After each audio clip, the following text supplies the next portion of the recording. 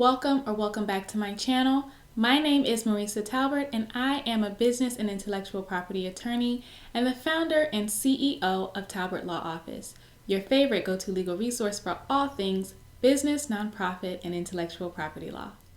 I have filed many trademarks, and there's sometimes I have to explain to my client that their trademark is just whack.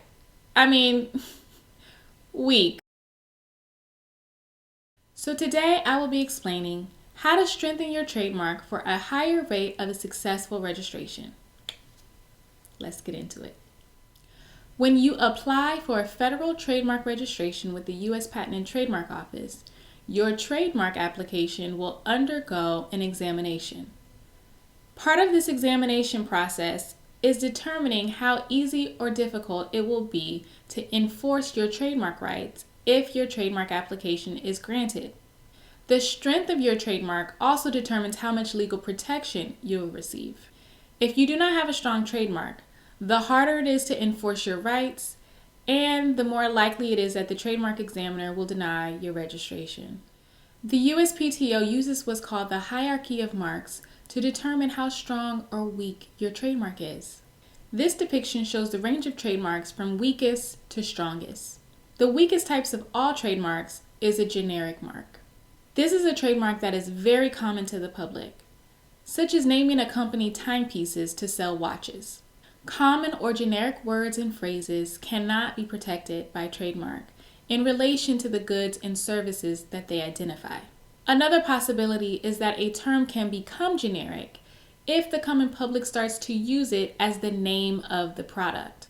For example, Kleenex is the brand name of a facial tissue.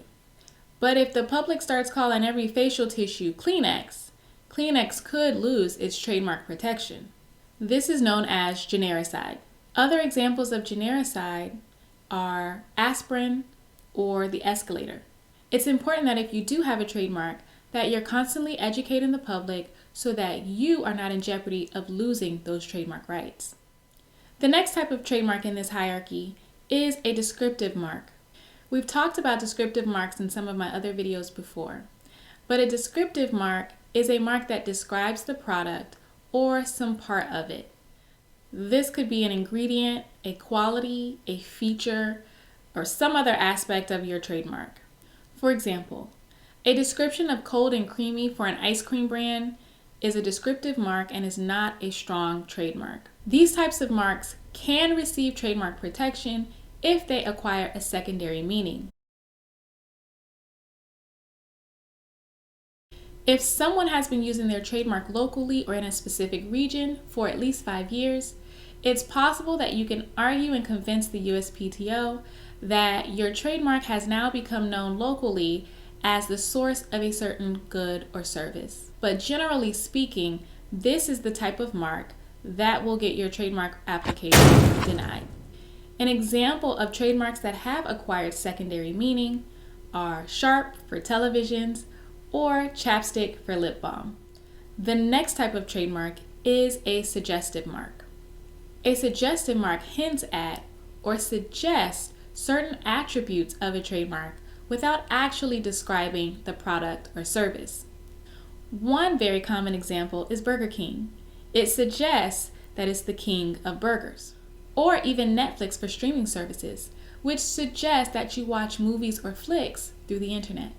Other examples include KitchenAid products that suggest they aid you in the kitchen, Jaguar cars for being fast, Citibank that suggests financial services throughout various cities, or even Microsoft that makes software for small computers. While these trademarks are generally protectable, they may be subjected to less extensive trademark protection. One of the stronger types of trademarks is an arbitrary mark. This type of mark is a word or phrase that has a very common meaning but is completely unrelated to the goods or services that it identifies. Examples of arbitrary marks include Dove for soap or Apple for computers. These marks are considered distinctive and are entitled to a broad scope of protection. Now, the strongest type of trademark in the hierarchy is the fanciful or coined trademark. This type of mark is considered by the USPTO as inherently distinctive because it's completely made up. It has no real meaning, hence a coined term. Examples are Google for online services, Rolex for watches, or even Xerox for copiers. These marks require a lot of effort to educate the public on the relationship between the brand name and the good or service that it provides. But ultimately, this is the strongest type of mark, and it will receive the strongest and broadest scope of protection. Just to recap, the stronger your trademark, the more likely it is that you'll receive your trademark protection. In order of weakest to strongest, there are 5 gauges to determine the strength of your trademark. These are generic, descriptive, suggestive, arbitrary, and fanciful or coined. I hope this was helpful to you. Let me know in the comments if you are currently pursuing a trademark or if you have a brand that you think should be trademarked and which category you think your trademark falls under.